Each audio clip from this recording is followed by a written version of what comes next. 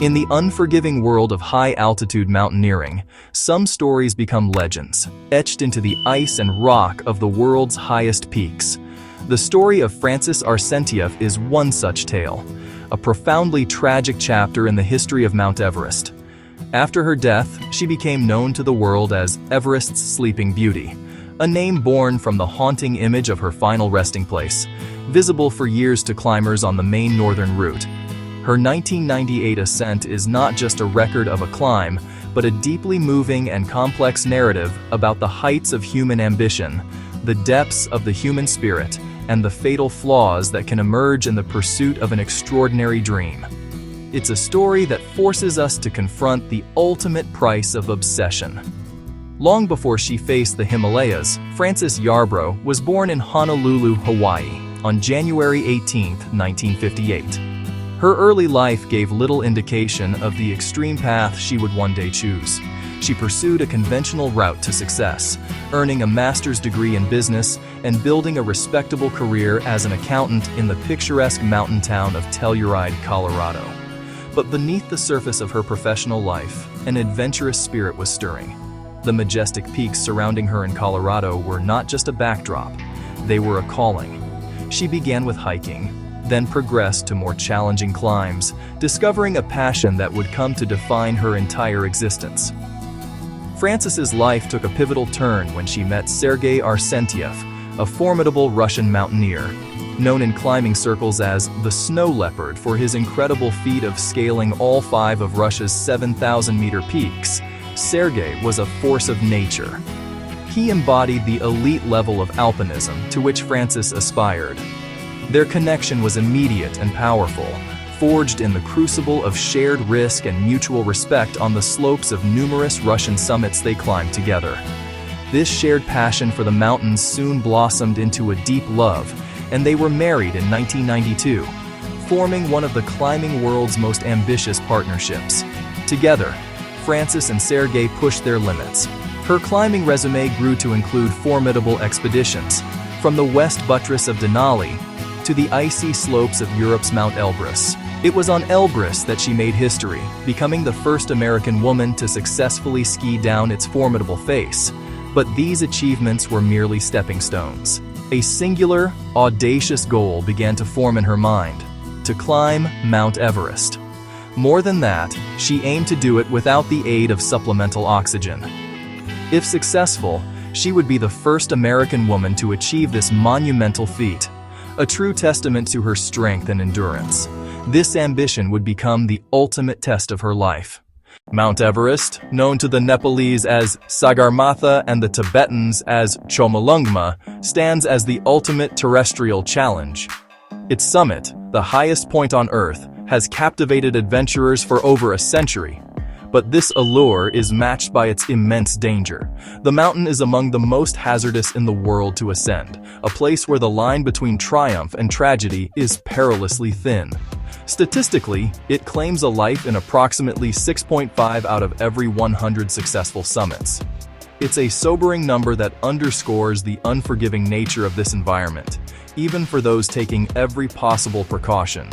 For the vast majority of climbers, ascending into this thin atmosphere is only possible with the aid of bottled oxygen. Yet, for a select few, the purest form of the challenge is to attempt the climb without it. Climbing Mount Everest without supplemental oxygen is a tremendously difficult and hazardous endeavor, representing the absolute pinnacle of high-altitude mountaineering. It sets the bar higher, transforming the climb from a test of endurance into a profound physiological battle against the void. To date, more than 10,000 individuals have successfully summited Mount Everest. But of that number, only about 200 have done so without breathing from a tank. This isn't just a climb, it's entry into one of the most exclusive fraternities on Earth.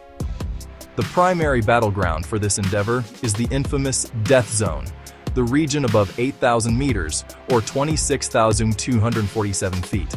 Here, the rules of human survival are rewritten. The air contains only about 1/3 of the oxygen available at sea level. At this altitude, the human body can no longer acclimatize. It is, quite simply, dying. Every minute spent in this environment pushes the body past its breaking point due to severe hypoxia, or oxygen deprivation. Without the buffer of supplemental oxygen, the risk of life-threatening high-altitude ailments skyrockets. Acute mountain sickness, AMS, a precursor to more severe conditions, becomes almost a certainty. This can rapidly progress to high-altitude pulmonary edema, or HAPE, where fluid floods the lungs, creating a terrifying sensation of drowning. Equally deadly is high-altitude cerebral edema, HACE, which involves the swelling of the brain. Both conditions can incapacitate and kill a climber in a matter of hours. The profound oxygen deprivation also forces climbers to move at a glacial pace, dramatically increasing their exposure time to the elements and raising the risk of frostbite, hypothermia, and complete exhaustion. To even consider an attempt on Everest without supplemental oxygen requires a rare combination of physiological gifts and unwavering discipline. An individual must possess phenomenal physical fitness, a genetically superior capacity to acclimatize to thin air, and an almost unbreakable mental toughness. The technical aspects of the climb, already demanding, are magnified. Every movement is more laborious, every decision more critical. There is no margin for error when your body and mind are functioning on the edge of collapse. It is a challenge reserved for those who have mastered not only the mountain, but themselves. In the spring of 1998, Sergey and Francys Arsentiev arrived at Everest's north side, their sights set on a monumental goal. Francys aimed to become the first American woman to summit without supplemental oxygen, a feat that pushes the human body to its absolute limit. Sergey, a seasoned mountaineer, would support her in this shared ambition. Their plan was to ascend via the challenging North Col route. They began their acclimatization, and by mid-May, they were ready for their summit push. On May 17th, they left their high camp, but their first attempt was thwarted. They were forced to turn back. A day later, on May 18th, they tried again, only to be defeated once more. The brutal conditions and equipment issues, including a failing headlamp, made progress impossible. Each retreat from the death zone was a crushing blow, draining precious energy and time. Yet their resolve was unbroken. After a brief, inadequate rest, they launched a third, desperate attempt on the evening of May 20th. They climbed through the night and the following day, pushing their bodies far beyond exhaustion. Finally, late in the afternoon on May 22nd, they stood together on the summit of Mount Everest. It was a moment of triumph, but it came at a perilous cost. They had summited dangerously late in the day, with the sun already beginning to set, leaving them to face a descent in darkness and extreme fatigue. As darkness enveloped the mountain, the descent turned into a desperate struggle for survival. Exhausted and disoriented, Francys and Sergey became separated. Sergey managed to make his way to Camp 6, believing Francys was not far behind him. But she never arrived. The next morning he realized she was missing and, without hesitation, grabbed oxygen and medicine and headed back into the death zone to find her. Meanwhile, Francys had collapsed. She was discovered by an Uzbek climbing team making their own descent.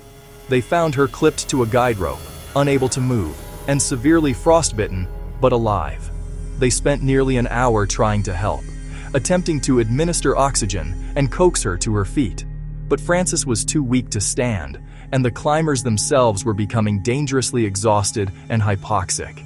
In the brutal calculus of high-altitude mountaineering, they knew that staying longer would likely cost them their own lives. With no other options, they were forced to make the agonizing decision to leave her and continue their descent to safety. She last spoke to climbers Ian Woodall and Kathy O'Dowd. "Don't leave me," she told O'Dowd. Francie's complexion, according to O'Dowd, was milky white and flawless.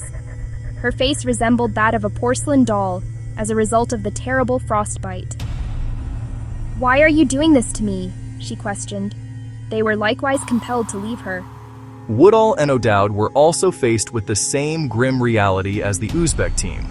They were at their own physical limits, and a rescue at that altitude was impossible.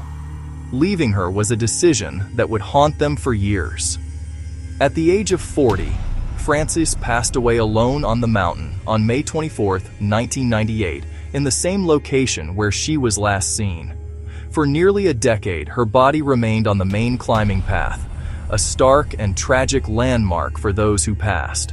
She was given the name Sleeping Beauty because she was found lying on her side, partially covered in snow, as if in a peaceful, final rest.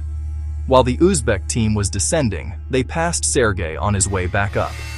It was the last time anyone saw him alive. Fueled by a desperate hope to save his wife, he climbed back into the unforgiving heights from which he had just escaped. He never returned to camp. His own fate remained a mystery for a full year. In 1999, another expedition discovered Sergey's body. He had fallen to his death not far from where Francys lay, his ice axe and rope still with him. It's believed he fell while making the treacherous traverse back to his wife. In his final act, Sergey Arsentiev chose to return for his partner, a testament to his love and courage in the face of impossible odds. The mountain that had granted them their shared dream had ultimately claimed them both. Is Sleeping Beauty still on Everest? Yes, Francys's body was left out in the open for about 10 years, close to the mountain's dangerous northeast ridge. She was brought out of sight and away. Out of compassion and respect, Ian Woodall, who had met Francys on Everest shortly before she died, led the expedition from the climbing route in 2007. Out of deference for Francys and her family, the precise site of her burial remains a secret to this day. After covering the body with an American flag, Woodall and his crew moved her to a location where she would no longer be a waypoint for mountaineers. This gave her a likeness of a burial on the peak that had taken her life. By doing this, Woodall and his colleagues brought the sad story of Everest's Sleeping Beauty to a dignified conclusion. May she rest in peace.